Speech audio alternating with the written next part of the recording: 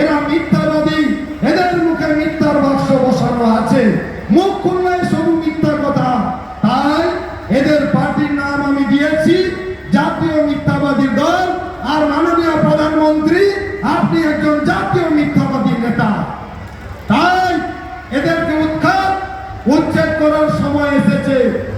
আমি আপনাদের বলতে চাই, এই কিছু মুনাফিকের দল বেরিয়েছে, বলছে কংগ্রেস সিপিএম এর জোটকে ভোট দিয়ে দাও।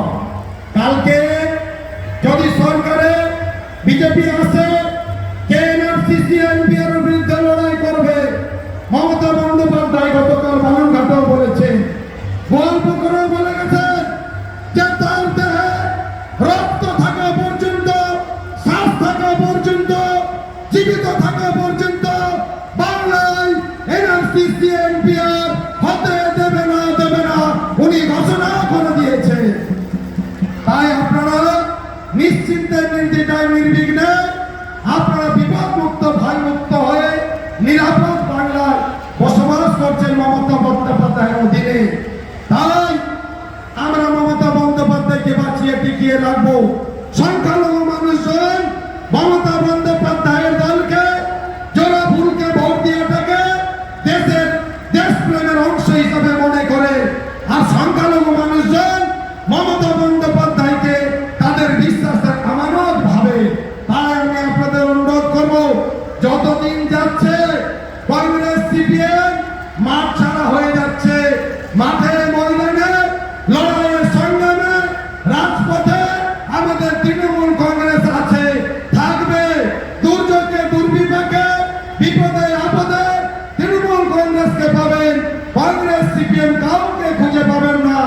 আর কাগজ কলম থাকলে লিখে রাখুন, 26 তারিখের পরে 27 তারিখে কেটে কেটে মরে গেলেও, রাত করে 10 ফিট মাটি ঘুরে ফেললেও এলাকায় বিজেপি কংগ্রেস সিপিএম এর নেতাদের খুঁজে আর পাবেন না।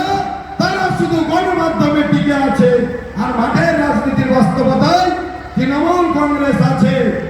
তাই আমি আপনাদের অনুরোধ করব, এই মাইক্রোস্কোপিক দলকে বিদায় দিতে হবে, এদের ডাটা বাই কর্মসূচি দিতে হবে, এদেরকে উচ্ছেদ উৎখাত করতে হবে। কারণ এরা অত্যন্ত ভয়াবহ খতরনাক দল। এরা সুকৌশলে ষড়যন্ত্র করে, ব্যাকডোর ডিপ্লোমেসি দিয়ে, ব্যাকডোর স্পেস দিয়ে তারা আমাদেরকে ক্ষমতাচ্যুত করতে চায়। তারা বলছে 30টা এমপি সিট পেলে বাংলা থেকে সরকারকে ফেলে দিবে। মগের মুলুক আছে, রামের রাজত্ব আছে, আপনারা সরকার ফেলতে চাইবেন আর আমরা বসে বিড়ি খাবো, লেমন জুস খাবো, তা হবে না। আমাদের নেতা কর্মীরা প্রয়োজনে জীবন দিতে প্রস্তুত, কিন্তু এই সাম্প্রদায়িক পার্টি বিজেপি আর বিজেপির প্রেতাত্মা কংগ্রেস সিপিএম কে উচ্ছেদ উৎখাত করতে প্রস্তুত আছে। তাই বিজেপি পার্টির লাশের টাকার বস্তার উপর শুয়ে আছে, সেই টাকা অবৈধ টাকা ভাগ দিচ্ছে জোটের প্রার্থীকে। আপনি সাবধান, শুনে নেন, মুনাফিকের দল কিছু ভোট দিচ্ছে, এই মুনাফিক হইতে সাবধান। মানুষ এখন বলতে শুরু করেছে, যেমন কুকুর হইতে সাবধান, মানুষ লিখত বাড়ির সামনে, এখন মানুষ লিখতে শুরু করবে মুনাফিকের দল হইতে সাবধান আর বিজেপি হইতে সাবধান। এই সময়টা এসে গেছে মানুষের লেখা। তাই আমি আপনাদের অনুরোধ করব, সংখ্যালঘু মানুষজন, আপনারা 21-এ যে বুদ্ধি সত্তা, জ্ঞানী সত্তার পরিচয় দিয়েছিলেন, আবারও সেই পরিচয় দিন।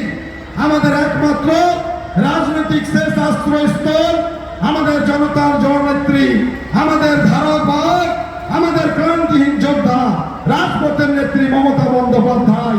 তাই তার প্রিয় প্রার্থীকে, যিনি রাজনীতি থেকে তার চাওয়া পাওয়ার কিচ্ছু নেই, যিনি জীবন যৌবন ব্যবসা বাণিজ্য উৎক্ষেপ করে, সব নিঃসর্গ করে মানুষের সেবা করার জন্য ভোটে দাঁড়িয়েছেন। তাই উনি রাজনীতি থেকে কিছু চাওয়া নেওয়ার জন্য আজকে ভোটে দাঁড়াননি। এরকম সমাজসেবী, ডেডিকেটেড, কমিটেড লিডারশিপ